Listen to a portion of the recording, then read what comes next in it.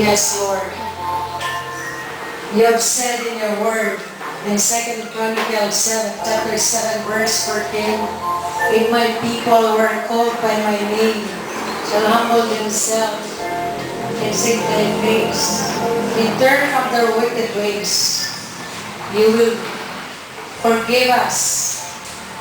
You will hear us and forgive us, and you will heal our land. Father, this morning, sama-sama po namin tinataas sa iyo ang bansang Pilipinas, O Diyos. We know, O Lord, that you have a great plan and purpose in this nation. Come on, let us pray. Let us kneel down. Yes, Lord. Patuloy po kami nagpapakumbaba sa iyong harapan, Lord. Habang nakataas po ang aming mga kamay sa umagang ito, O Diyos. Sama-sama namin tinataas sa iyo ang bansang Pilipinas, O God. We know, Lord, that you have a great plan and purpose in our nation, O God. Ngunit kung ang mga kasalanan namin ang siyang nagiging hadlang, mga kasalanan ng aming bansa, ng aming mga kababayan, ang siyang naging hadlang upang di mangyari ang nais mo sa aming bayan. Lord, you are your people, O God. We are willing to stand in the gap before you. Panginoon, be merciful unto our land.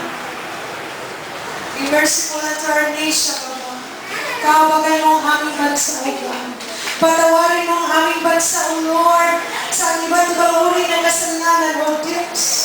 Patawarin mo ang milyong-milyong Pilipino na hanggang sa kasalukuyan, O Lord, ay sumasamba pa sa mga Diyos. Forgive our land, Lord, for worshiping idol. Forgive the Filipino people who continuously done evil ways, O God. Patawarin mo ang mga sa government officials, Lord, sa gobyerno, O God, especially the government officials, Lord, if they fail to perform their task, O God, kung sila inuunang mga personal na buhay kaysa kanilang mga kababayan, O God, patawarin mo ang bawat isa sa kanila, O Diyos. Patawarin mo ang aming bansa sa mga uri ng korupsyon, kung saan mo siyang, O God. Be merciful unto our nation, Lord. We can do nothing apart from you, O God. Kaya narito kami, Panginoon, your people, O God. Sama-sama kami, Panginoon, nagpapakumbaba sa iyong harapan. Let your righteousness, O God, makita sa aming bayan.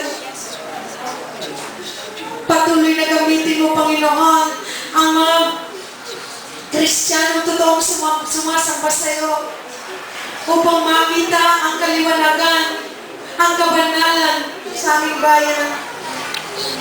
Lord, maranasan ang aming bansa, ang kapayapaan. Lord, let there be peace and tranquility in our land as we humble ourselves before you. Mangyari ang plano mo sa aming bayan, O God, na makita ang iyong karihan at ang iyong gatiran. We pray not only for us Christians, but we are praying beyond our government, O God. Sama-sama kami ngayon, O Diyos. Tulungan mo ang bawat isa sa amin, O Diyos, mga nasa gobyerno, na magawa nila ang kanilang tungkulin. And bilang kami mga lingkod mo, Panginoon, O Lord, pakita sa amin ang iyong kabanalan at ang iyong katiran. Alam po namin, O Diyos, na walang imposible sa iyo. Nothing is too hard from you, O God, to those who believe, O God. Sa lamang kami umaasa, Panginoon, na magkakaroon pa ng economic recovery ang aming bansa, Lord. Lord, in the name of Jesus, we declare, Lord, that Jesus is Lord over the Philippines. Jesus is Lord over the Filipino people. Jesus is Lord all over the Philippines. Maraming pong salamat at sa umaga ito, Lord. Nadalangin din namin, Panginoon, ang katagumpayan ng Dial 35th anniversary of God. On that day, Lord, we pray, let there be an open heaven upon that glorious and victorious gathering of your people, O God. In the name of Jesus, sa oras na yun, Panginoon, sa araw na yun, maranasan ng bawat isa ang iyong presensya, O God. In the name of Jesus, in the name of Jesus. Patuloy kang manguna sa iyong gawain sa darating na anniversary ng Dial of God sa Grandstand sa Galena, O Diyos. Ihanda mong bawat anak mo na dadalo sa lugar na yun, Lord.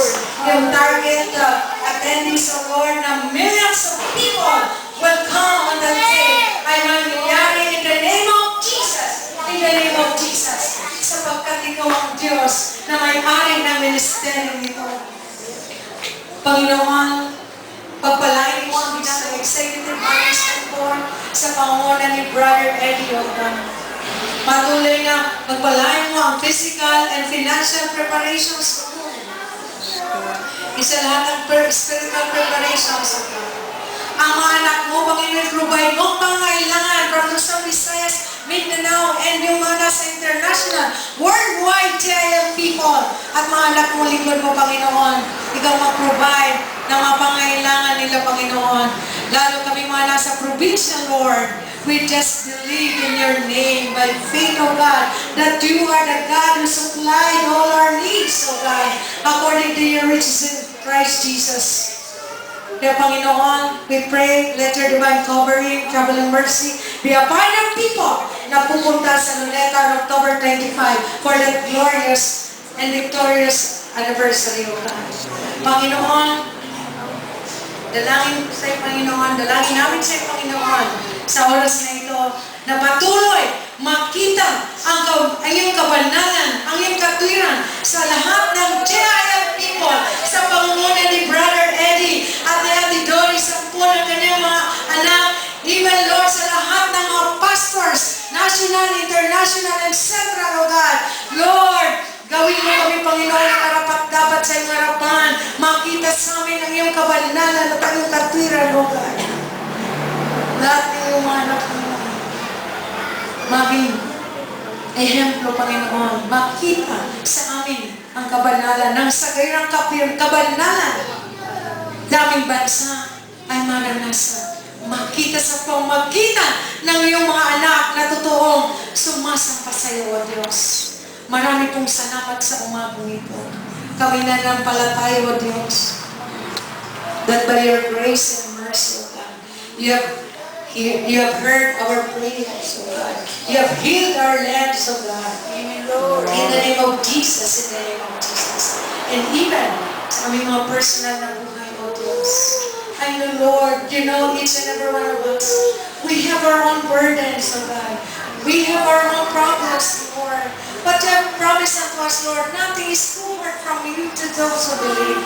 Kaya kung mayroon mga broken relationship, mga disunity among the family, between parents and children, between mga katrabaho, kapwa mga gagawa, Lord, patuloy tatagpuin mo, Panginoon, ang iyong mga grasa kapkan. Yan ang pangako mo sa akin ngayong umaga, O Diyos, na kung kami lalapit sa iyo ng anak mo, mayroon pagpapakubabang pusa, hanapin ang iyong mukha, natalikuran mo ang kasalanan. Ikaw ang nariyan at handa kaming patawarin at bigyan ng kagalingan ang anumang broken relationship, ang mga kabigatan sa aming mga puso. Maraming pong salamat. Ito pong aming dalangin sa pangalan ni Jesus. Amen. Palakpakan po natin ang ating Diyos na buhay.